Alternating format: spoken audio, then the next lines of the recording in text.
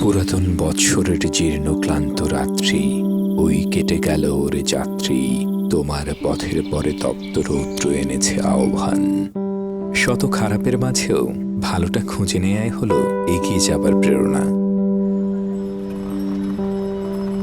ব্যস্তই নগরী থমকে গেল করোনার ভয়াল আগ্রাসে। আটকে গেছে প্রতিদিনের ব্যস্ত জীবন।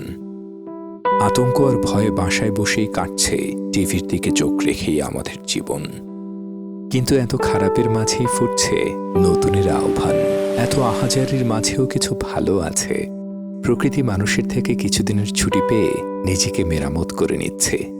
তাই ভয় আর আতঙ্কের মাঝেও বাসায় বসে শোনা যাচ্ছে পাখির কিচিরমিচির। সোশ্যাল মিডিয়ার শত ভয়ঙ্কর নাম্বারের মাঝেও আছে প্রকৃতির চমৎকার কিছু ছবি। কক্সবাজারের সমুদ্র তীরে ঘুরে বেড়াচ্ছে ডলফিন। মানুষের বদলে হাজারো লাল কাঁকড়ার আগমনে সমুদ্র তীর এখন সদা জাগ্রত। আকাশটা আজকাল তার কালো সরিয়ে আগে নীল খুঁজে পেয়েছে। লকডাউনে কমে এসেছে বায়ু দূষণ। চারিদিকে এত সব খারাপ খবরের মাঝে এই খবরগুলোই যেন আসা জায়গায় মনে। সব বাধা পেরিয়ে নতুন করে বাঁচবার, নতুন দিনের আলোয় আবারও আমরা ফিরে যাব সেই আগের ব্যস্ততায়। আর তাই মানতে হবে কিছুদিন অনেক নিয়ম, আর থাকতে হবে ঘরে।